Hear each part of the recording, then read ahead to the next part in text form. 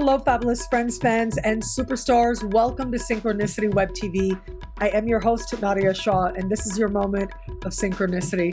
Well, what can be said that you haven't already heard about my incredible friend, Yuriria Robles? I'm so excited to celebrate her with you here today.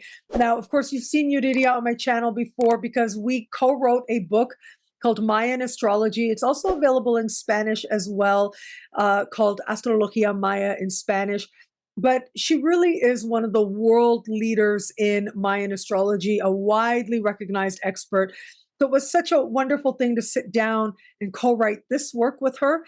But what you might not know is that she's also taught very widely on the part of fortune as well, a very hot topic among astrology students.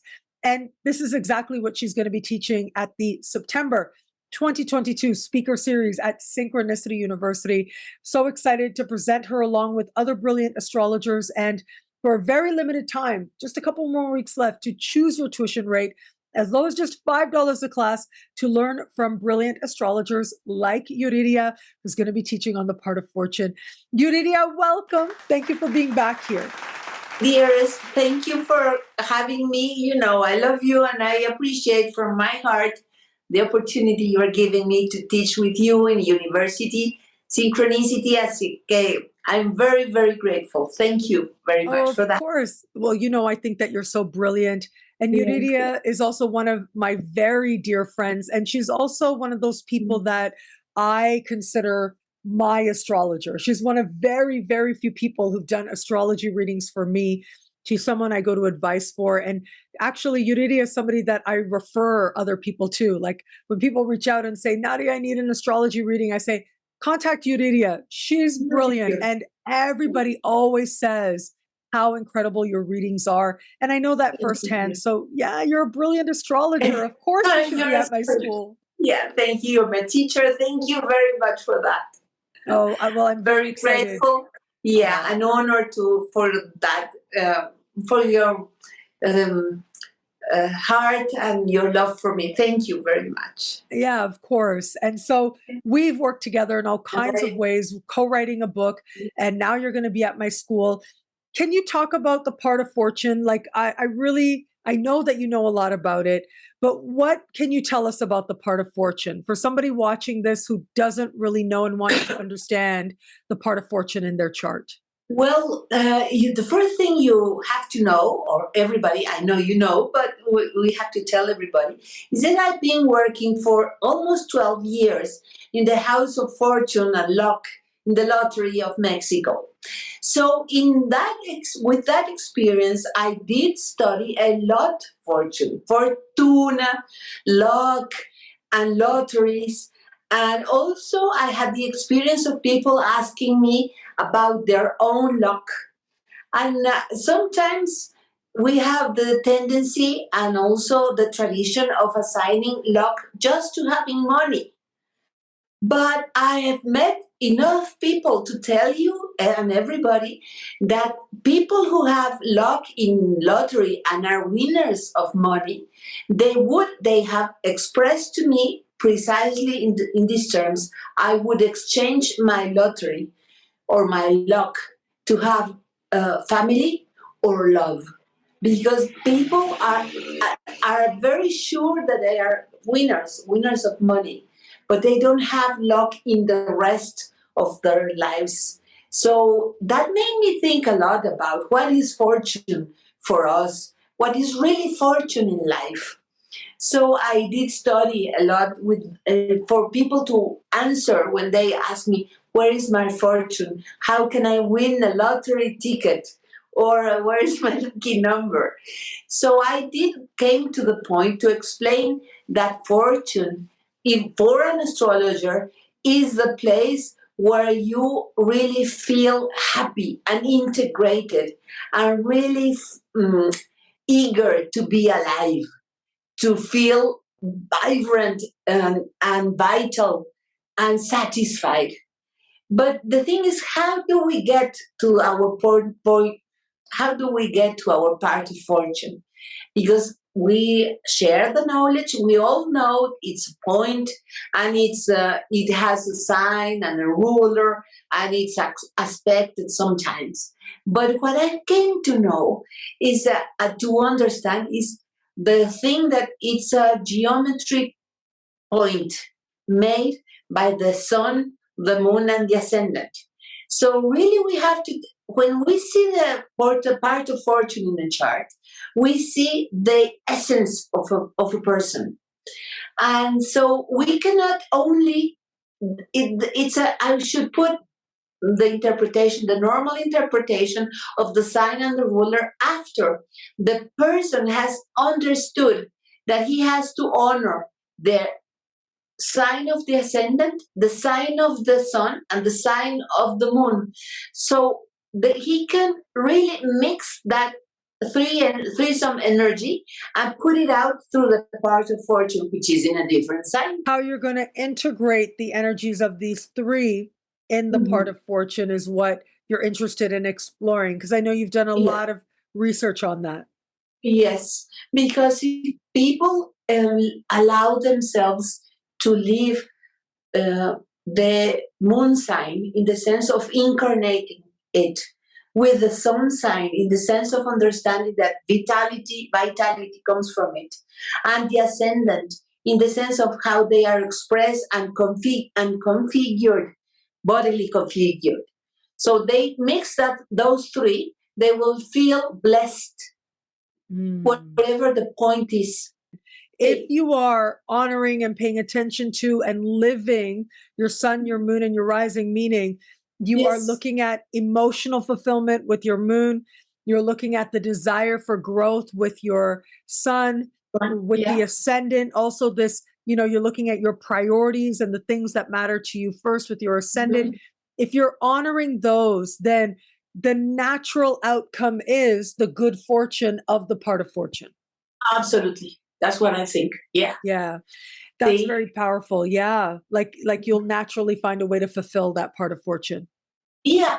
And also we could extend to mention that it does matter the calculation, the mathematical calculation, if you are in a night chart or a day chart. Sometimes your fortune is not about earning money or a lottery ticket. It's about the friends you have.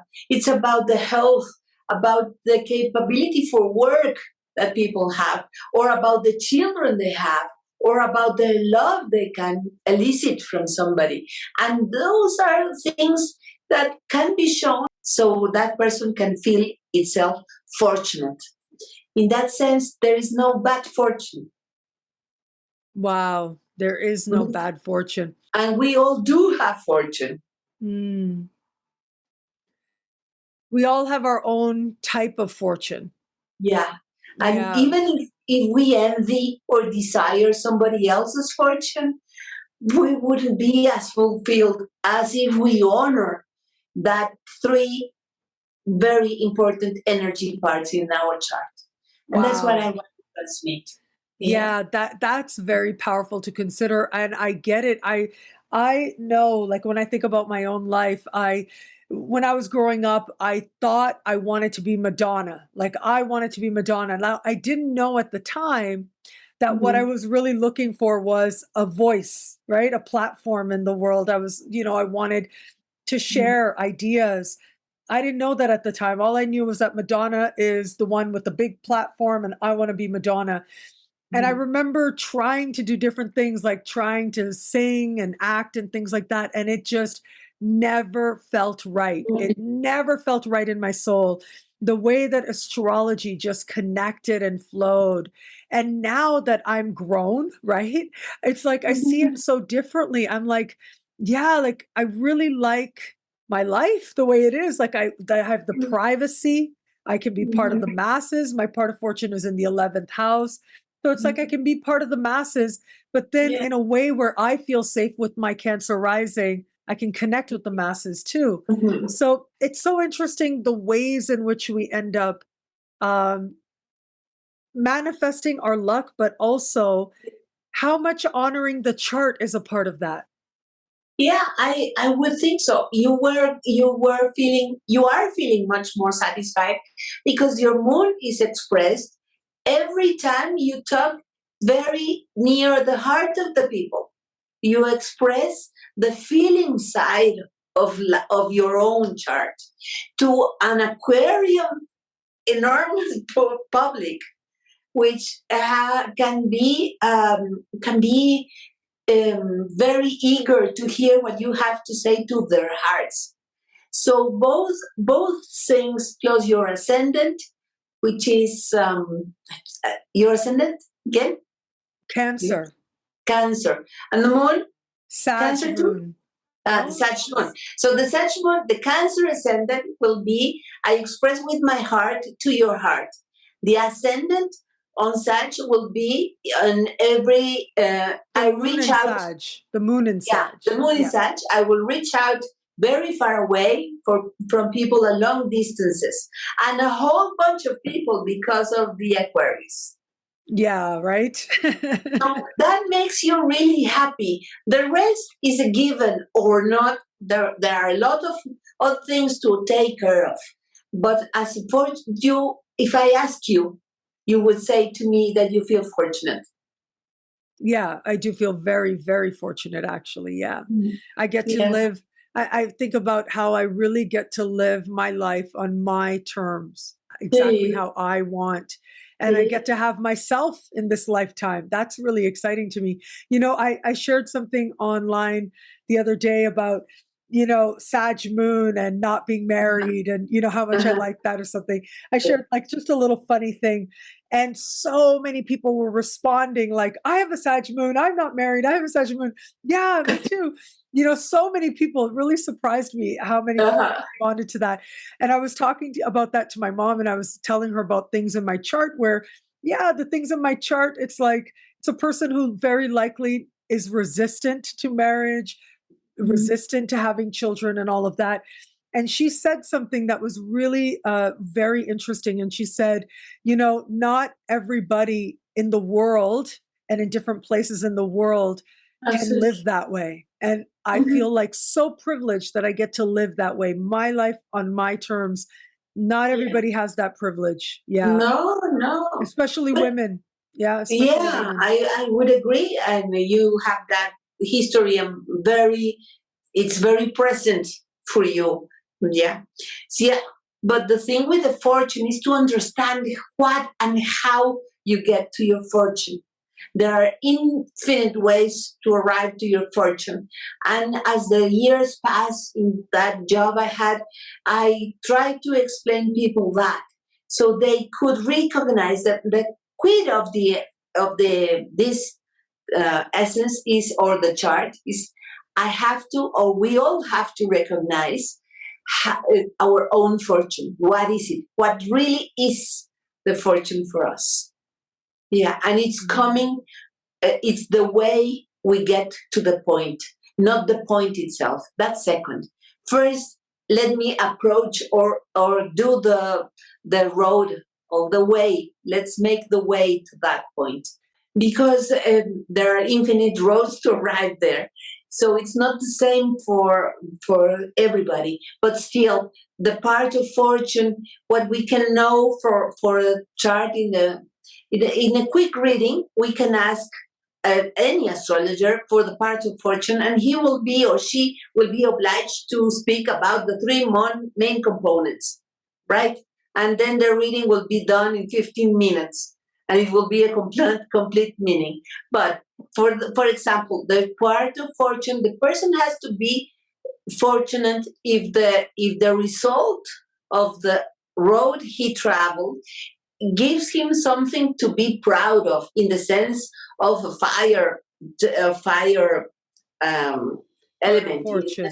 Yeah, Okay. So if your in part of the fortune Aries. is in Aries, Leo, or Sag, it's like you need something to be proud of. If you're proud of something, it's like at the end of the road, yeah, proud or be bold or be adventurous or be exciting or be enthusiastic.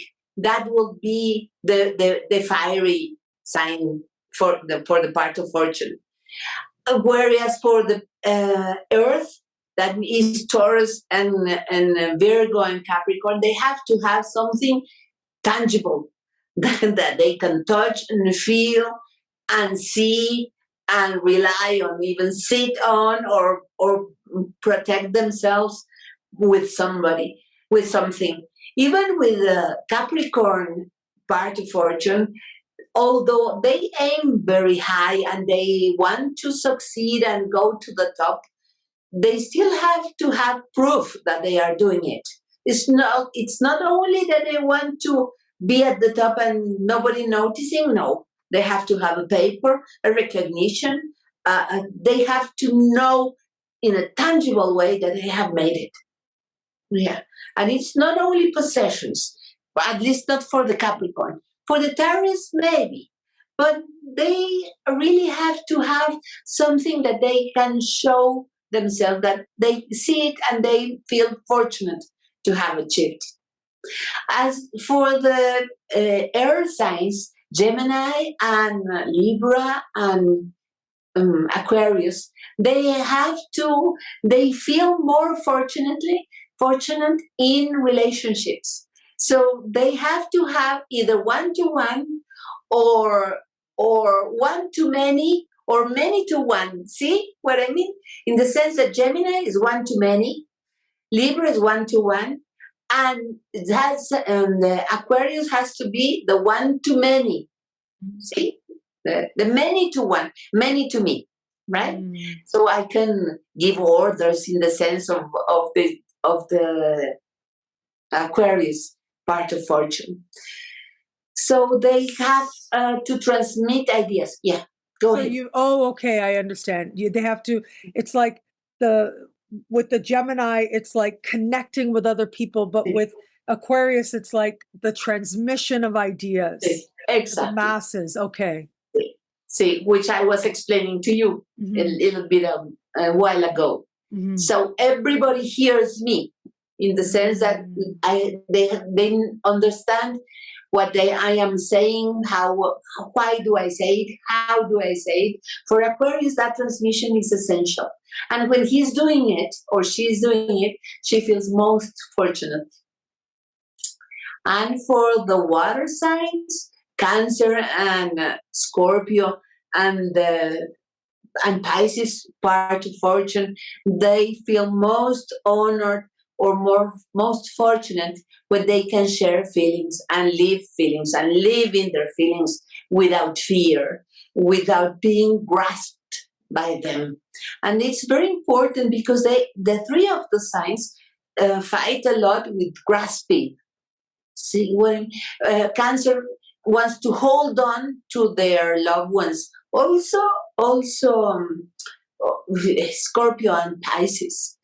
So they have to understand that it's the feeling side of it which makes them so fortunate. So they can let go a little bit of the grasp for not losing the other person or the people they love. So, but it depends. It's a goal. Is the end of the line. So for each of us to understand the part of fortune, I insist that we have to know from where we are coming to, so we can reach the meaning. I love it. Because it's not a point, it's a distance. It's an angle relationship, a geometrical relationship. And I will show in the class the relationship as a geometry, so we can understand that what do the ancients meant when we live in a sphere and we receive from the sphere, not only coming from the planets, but also why. That's the reason why they multiplied so many parts. The part of Eros, part of necessity, and there's an author that says they were inventing parts every day. Yeah, right. So it's true. Yeah. Because it was a technical resource that what they were saying is that we have to, the maximum says everything is related. So they were technically relating the most important points related to a topic. So we are reading a distance, not a point. Or Wow. we are reading a way to. See? It's so beautiful. Thank you. Again, you guys, you can learn all about the part of fortune with Yuriria as part of the September 2022 speaker series at Synchronicity University. Just a couple weeks left to choose your tuition rate, as low as just $5 a class. Yuriria, thank you. You know, I love talking to you. You're so brilliant. I just love talking to you. I always learn something new. I'm really looking forward to your class. Thank you. Yeah, me too. Thank you for the opportunity, and I'm so grateful, and I love you. I Thank love you. you too. Thank you. And thank you, everybody out there, for watching. And until we connect again, take care. Bye. Bye.